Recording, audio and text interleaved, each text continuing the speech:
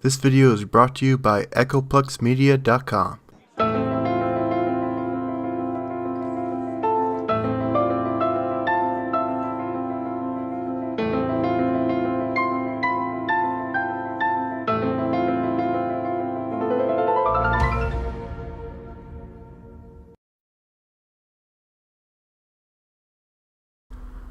I previously reviewed William Cooper's book, Behold a Pale Horse, and I mainly focused on what was in the book and not on the author, William Cooper himself. So who was William Cooper, and why does he have this massive following even after being dead for more than 15 years? Well, he was a radio host based in Arizona who was a staunch rival of Alex Jones within the militia movement. He probably had one of the most insightful critiques of Alex Jones, particularly during the Y2K scare that Jones participated in. That people who practice this kind of broadcasting and claim to be an American patriot do nothing but discredit all of us eventually. It's wrong. It is absolutely wrong.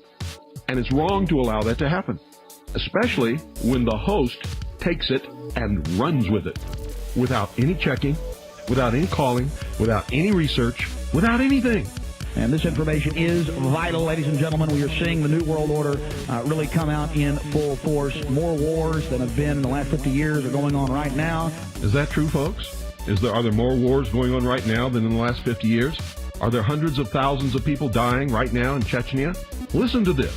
This man is just making it up right out of his head as he goes along. Much of his background and life story is from his own account, but there is a military record of him you could see for yourself online. There were a few things I didn't mention that were in the book, such as him claiming the US government invented the AIDS virus to target blacks, Hispanics, and homosexuals. That claim has made it around the world, including South Africa. The country's health minister even circulated a page of the book, making that claim to the health ministers of the 9 provinces of South Africa. All were in charge of making AIDS policy. One minister claimed he also received anonymous letters warning that the AIDS virus was being distributed within vaccines sent to South Africa. I already went over that Cooper said toward the end of the alien section of the book that everything he said he saw might not be true at all. Well, as it turned out, he completely backtracked on the alien claims later in his life. In an amateur documentary from 1999 titled The Land of the Lost Story, Cooper is featured and gives a stunning, complete reversal of everything he passionately talked about regarding aliens. What do you think about aliens? I don't think there are any. At one time, I thought that there were, simply based upon documents that I'd seen while I was attached to the intelligence briefing team, the Commander-in-Chief of the Pacific Fleet. But over the years, I've done a lot of research. And what I've discovered is there's no proof existing anywhere that extraterrestrials are real, or that have ever visited this planet, or that they exist anywhere in the universe. There is not one shred of evidence anywhere. Well, what about all of the alien abductions? They're not abductions, they're the results of a tremendously successful and very sophisticated mind control operation. There is lots of evidence, tons of it in fact, that there are a group of people collectively known as the Illuminati who want us to believe in some extraterrestrial threat from space so that they can cause a world government, bringing together of all the people to resist that external threat. Now, let me ask you all this. How often have you been persuaded that aliens exist based on what the government says? How often have you heard of a politician saying we need to bump up our military budget because we don't know what's out there in the context of aliens? Not very many at all. So anybody who pays attention to how the world actually works will realize this is not a well thought out argument when claiming the government wants us to think that aliens are real in order to prepare us for a one world government whatever. Sure, public officials may pop up now and then with an interest in UFOs or aliens, but nowhere near as much as possible future threats we must confront. He does maintain that UFOs, also known as unidentified flying objects, are real. What they call UFOs, these craft that fly around the sky, are real. But they're not piloted by some little green guy from some other planet. They're owned and operated by the United States of America for one, the Soviet Union for another, probably Great Britain, Canada. I think the first really operable ones were probably manufactured in Western Canada, in the wilderness, in a place especially built to create those machines, like we created the Manhattan Project, and the same kind of secrecy surrounded it. So the technology is real. It's been kept secret, and it's been used to promote this concept that there's an alien threat to this Earth.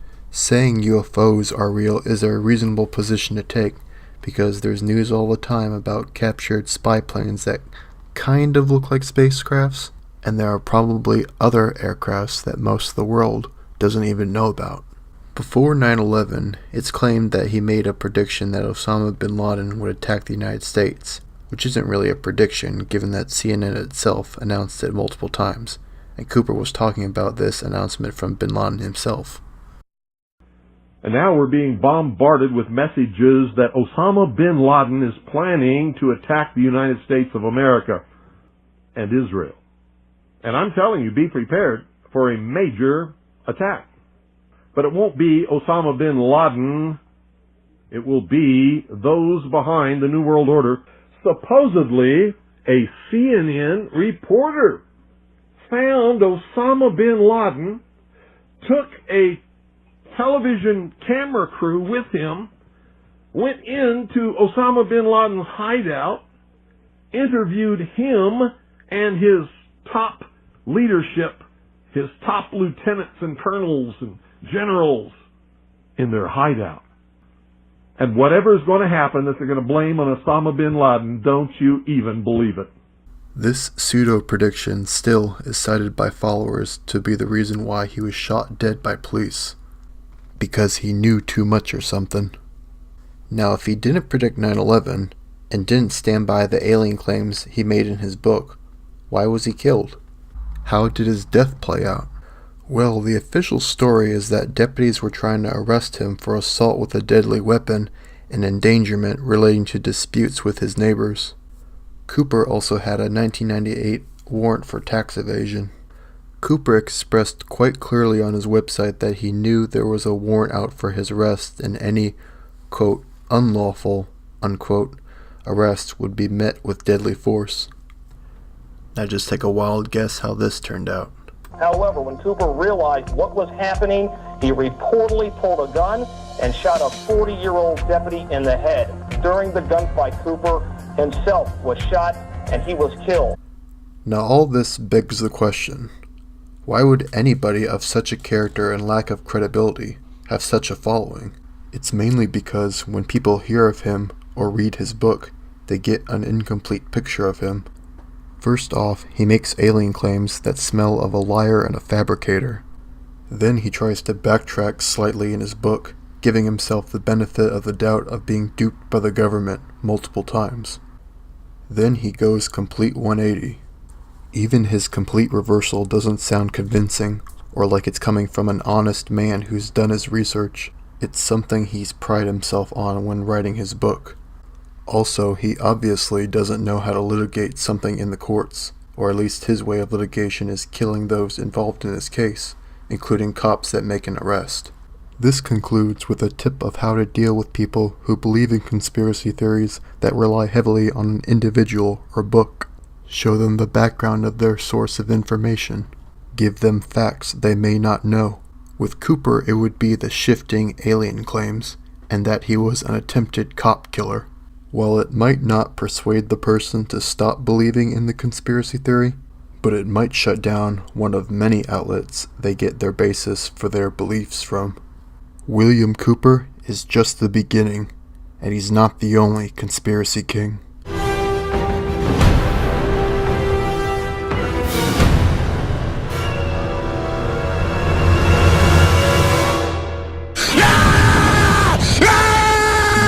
We know we're under attack! We know it! We're breaking the conditioning!